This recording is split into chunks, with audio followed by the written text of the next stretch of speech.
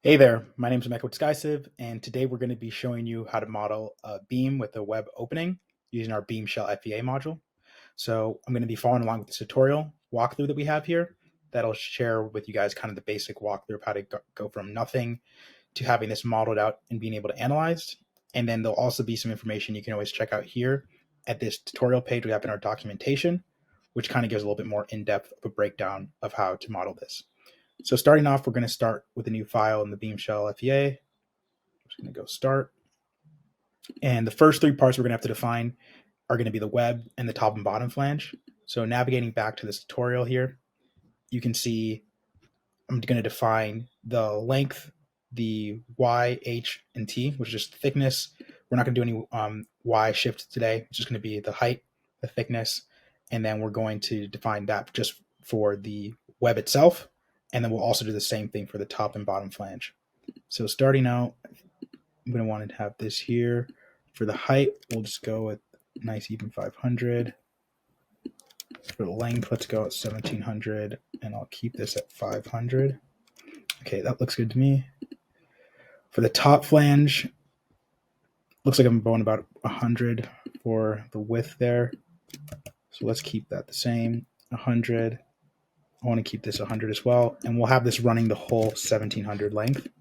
So you can see if I wanted to, maybe define that as 850, it'd only go halfway. But in this particular case, we'll just go 1700. And then for the bottom flange, we'll just copy the same. We'll do 100 again as well. And then we'll have this going to 1700. And then I believe I defined the thickness as 2 initially.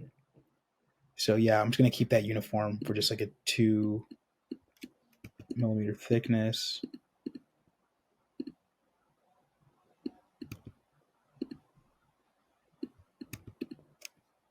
Okay. And then moving on to the next step. So now that we've defined the web and we've defined the flanges, the next thing we want to do is start adding stiffeners. So we're going to add them in both the vertical and horizontal direction. So going here, I'm going to go to web stiffeners. So I'm going to want to have 1, 2 here, 1 in the middle, and then another 2 at the end. So just 2, 3, 4, 5. So I'm going to have this first one at 0. I want one to come about 100 meters in. And then I think to split the difference, I have to be around 650 or 750 if I'm correct. Then I'm going to want to have another one that's 650 away from there. Another one at 100. I might have been off by 100. Yeah, so what I'm going to do is have 750 here. Cool, so it's 100, 750, 750, 100. So those will be the vertical stiffeners. And then I want them to be the same width that I had before. So let's just drop this down to 50. And I'll do that the same for all of them.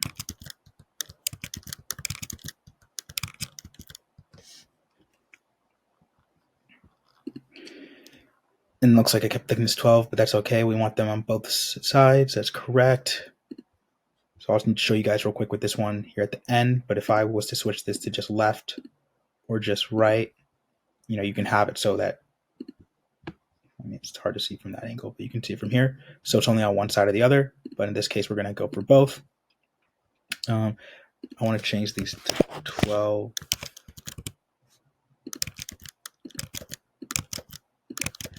So now that we've defined those, then we also want to add the longitudinal stiffeners. And what I'm going to do is, I want to have 1, 2, let's see, 3 or 4 rows of them. So yeah, 1, 2, 3 is what we did before. So we'll stick with that. So I'm going to go 1, 2, 3. But I want to have 3 on this side and then 3 on the other side. So what we're going to do, if you can see here,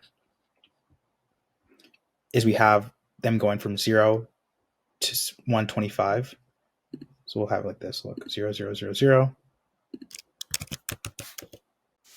I want the length of this to be, I believe that was 100. And we want this going from 125 to 125. So we'll carry this over. The lengths of all these are going to be 100. For this one, we want it to go from Let's keep it 250 and then 375. So this one will be both 250, so we'll leave that the same. This one will be 375, so we'll change both of these ones. Great. Now we have to change this for the width.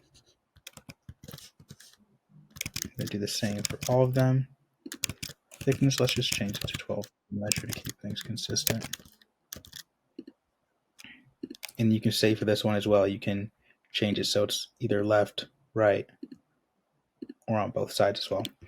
So we did it for that side. We're going to add 3 more now. We're going to have these for the other side.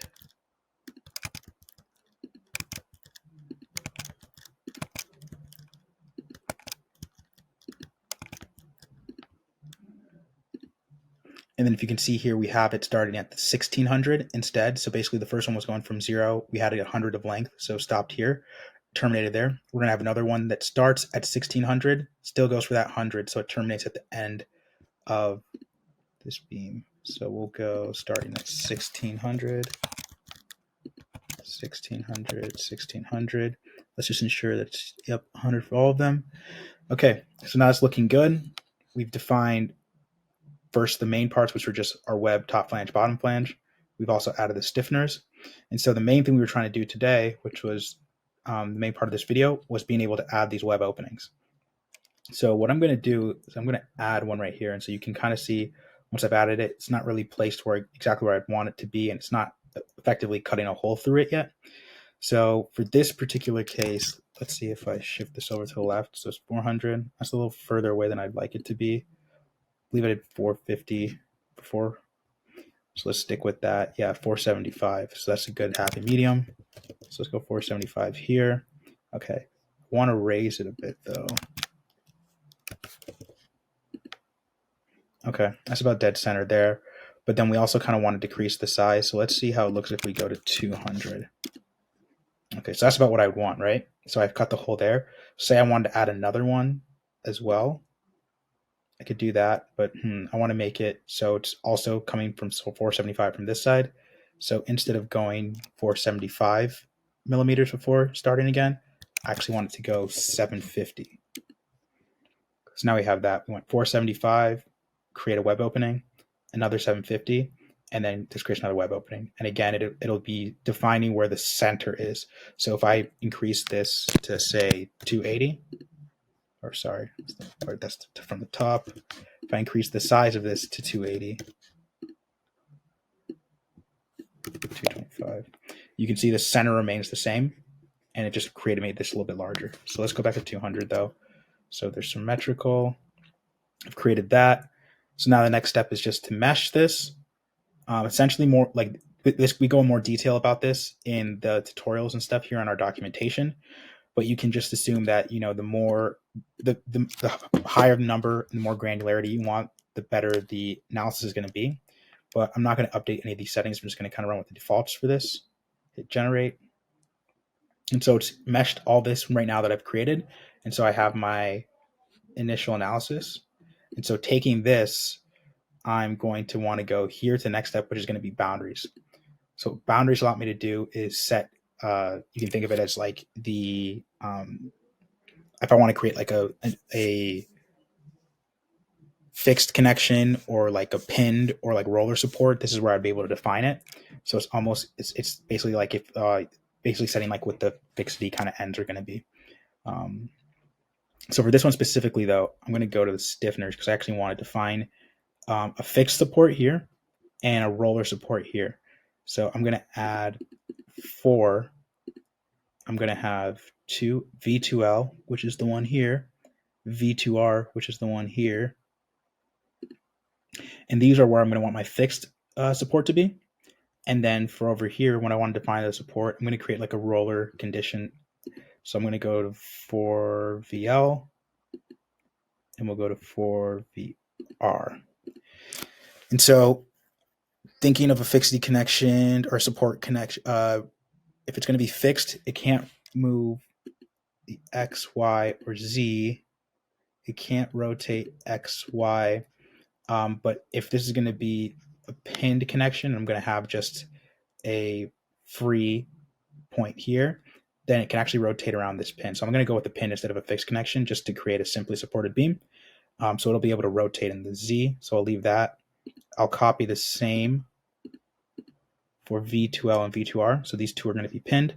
And then here, if I'm just going to have like a basic simply supported support here at the V2L, it shouldn't be able to move in the Z or the Y. I guess it could slide if it expanded or contracted. So we'll leave it like that. When it comes to rotations, it shouldn't be rotating anyway about the Y or about the X axes, but it should be free to rotate around the Z. So we'll leave it like that. And then I'll copy this same stuff over here. And then just double checking to make sure I'm doing it right. So if we look over here in the other tutorial page, which is linked, like I mentioned, at the bottom of this page in the related tutorials, you can see that they kind of go in detail about the boundaries as well. And so, yeah, so it looks like they defined a similar condition. So they had free in the Z, free in the X, free in the Z. So we're along the right path. So if I hit preview, check this out to me. So the last two things I'm going to want to do is add loads. So I'm going to want to add self-weight. So this is showing 9.81 meters per second squared in the Y direction. Okay, so that's correct. So basically the weight's going down in the Y direction. And I want to add, just to do a quick check, we'll do a distributed load along the edge. I'm going to add that. We'll go along the entire length, which remember was 1700. Right? Okay, and then we're going to want to have in the Y, let's just do 5 kilonewtons. That would be up, so let's actually go down. Nice. So 5 kilonewtons per meter, define down. We have the self-weight, which is added as well, so that should be good to go. Now I'm going to want to go to analysis, and so we can perform like linear static, we could do a linear buckling, but let's just perform linear static real quick. We'll display results. So let's look at cell checking out. We can see that, we're seeing most of the stresses or displacements coming from here, and that's to be expected if it's rotating and it's being pushed down, with the self weight and with the load along this kind of simply support here. That would make sense. It's pinned in this direction, so there's not as much, but we can, if we want to, look at the stress that we're seeing, which we expect to be kind of similar or the same. So it's kind of more stress along these areas here. And so you can begin to really, use these as a way to understand how this is interacting based off your design of the actual beam itself. And so this is more for buckling. So I can see, okay, this is where I'm seeing the most likelihood for buckling. But yeah, this is basically how you would go about analyzing results. And then if you want to go back and make any changes, you can always go back, but just understand that if anytime I go back to one of these first three menus, whether it's defining the opening, the stiffener, or the main parts, which was the web and flanges, you will have to remesh again before you can go back and do any of your other analyses. So yeah, these are kind of the basics on how you would go about modeling a web opening in SkyCiv Beam Shell FEA. Hopefully this helps you guys start out, and glad we could share this with you. Thanks.